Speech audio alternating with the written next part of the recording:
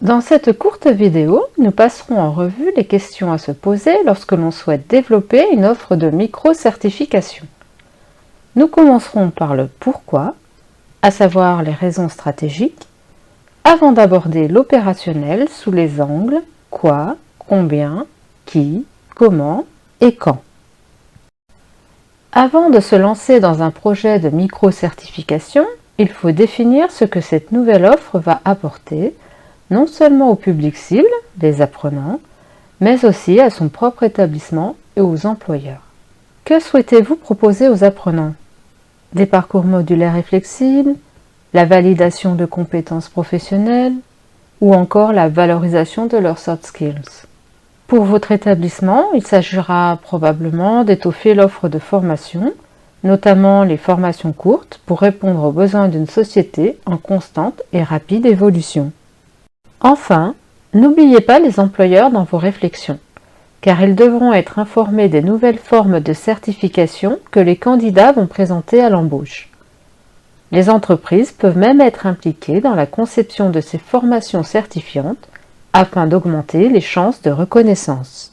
Une fois l'approche stratégique identifiée, vous pouvez commencer à aborder le versant opérationnel. Ici, vous allez définir le périmètre de l'offre et identifier les compétences à certifier en fonction d'un référentiel. Demandez-vous également si la formation existe déjà. Si c'est le cas, cela vous simplifiera la tâche et vous permettra de gagner beaucoup de temps. S'il faut créer la formation, vous devrez consacrer le temps nécessaire à la mobilisation d'une équipe pédagogique, à la création des ressources pédagogiques et aux démarches administratives pour faire valider cette formation par les instances de gouvernance de votre établissement. La question du volume nous mène aussi à considérer le combien. Tout d'abord, il faut s'intéresser à la volumétrie de la formation elle-même en définissant le nombre d'heures ou de CTS ainsi que le nombre de modules et ou de compétences couvertes par la formation. Côté apprenant, il faut estimer le nombre d'inscrits par session ou par an, ainsi que le nombre de certificats à émettre chaque fois. Tous ces éléments vont permettre de définir le modèle économique en tenant compte des coûts de production des ressources numériques, des coûts pédagogiques liés à l'enseignement et à l'évaluation, sans oublier les coûts inhérents à l'émission des certificats numériques. Ceux-ci peuvent inclure l'abonnement à un service d'authentification, la conception et l'émission des certificats ou la sous-traitance de cette partie à une organisation spécialisée comme ONEJ. Pour couvrir ces coûts, le modèle économique va intégrer le montant des frais d'inscription et éventuellement des revenus provenant d'une certification payante si celle-ci est séparée des frais d'inscription. C'est exactement comme monter un diplôme universitaire ou un module de formation continue avec une couche de certification numérique par-dessus. Le qui porte à la fois sur la définition de la cible en termes d'apprenants ainsi que sur l'équipe à réunir pour réussir son projet de micro-certification. Côté apprenant, demandez-vous s'il s'agit d'un public en formation initiale ou continue. Et si vous visez un public international, peut-être que les apprenants étrangers auront besoin du certificat dans leur langue maternelle. C'est possible techniquement pour les langues de l'Union européenne, mais mieux vaut le prévoir dès la conception. Côté équipe à réunir, il faut associer les décideurs dès le début du processus pour valider et soutenir le projet.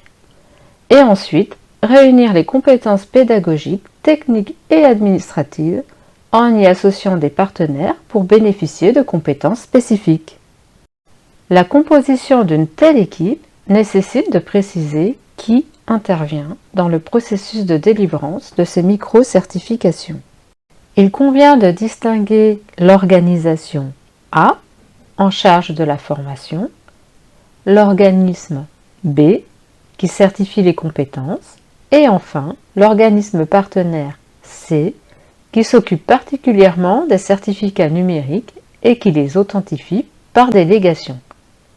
Bien sûr, une même organisation, par exemple une université, peut s'occuper de l'ensemble de la chaîne, mais mieux vaut s'entourer de compétences spécialisées. D'autres partenaires peuvent aussi s'associer au projet, comme les organisations professionnelles. Dans tous les cas, il faut définir la forme de ce partenariat en début de projet pour lui donner un cadre et définir précisément qui fait quoi. La question du « comment » permet de s'interroger sur l'articulation de la collaboration, l'identification des informations à réunir au préalable, celles-ci sont abordées plutôt dans les volets « quoi » et « combien ». Il faut aussi s'interroger sur le processus de validation du certificat numérique avant l'émission. Par exemple, il est parfois nécessaire d'affiner des détails liés au contenu pédagogique et administratif du certificat ou encore d'appliquer une charte graphique spécifique au certificat.